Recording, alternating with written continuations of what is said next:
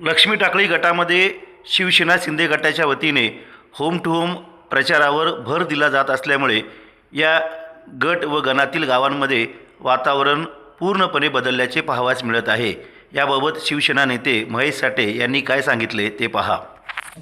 नक्कीच महाराष्ट्राचे माजी मुख्यमंत्री तथा विद्यमान उपमुख्यमंत्री अनाथांचे नाथ एकनाथजी शिंदे साहेब यांच्या माध्यमातून महाराष्ट्रामध्ये एक चांगल्या पद्धतीचा विकास झाला आहे। विशेषतः महिलांच्या बाबतीमध्ये देखील एकनाथजी शिंदे साहेबांनी महिला सक्षमीकरणाचं धोरण अवलंबलेलं आहे। त्याचबरोबर शेतकरी बांधवासाठी, तरुण बांधवासाठी देखील असा एक बहुआयामी विकास झालेला। त्याच्यामुळे महाराष्ट्रातील जनता एकनाथजी शिंदे साहेबांच्या माध्यमातून त्या ठिकाणी त्यांच्याबद्दल एक पॉझिटिव्ह वेव घेऊन, एक सकारात्मक दृष्टिकोन घेऊन आज कुठंतरी वाटतं की जनतेला एकनाथजी शिंदे साहेबांच्या माध्यमातून महाराष्ट्र एक चांगल्या पद्धतीनं पुढे जाऊ शकतो, विकासामध्ये महाराष्ट्राचा स्तर उंचावू शकतो।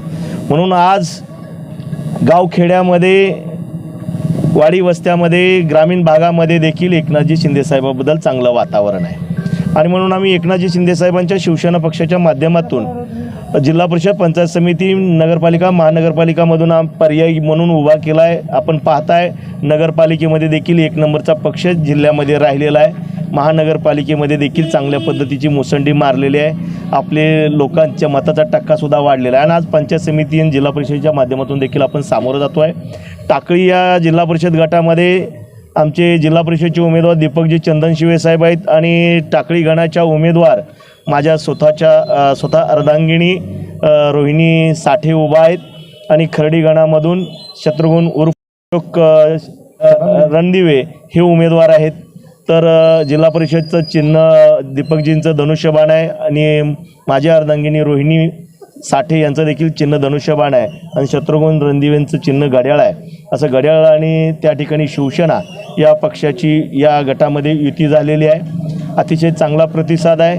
नक्कीच लोकांना अपेक्षा आहे की एकनाथजी शिंदे साहेबांचे धनुष्यबाण आणि शिवसेना पक्षाचे उमेदवार निवडून दिले तर आपल्या भागाचा विकास होऊ शकतो, ह्या आशावादी असल्यामुळं त्या ठिकाणी हे वातावरण अतिशय लोकांनी जनतेनेच ही निवडणूक हातामध्ये घेतल्यामुळे हे वातावरण दिसतंय।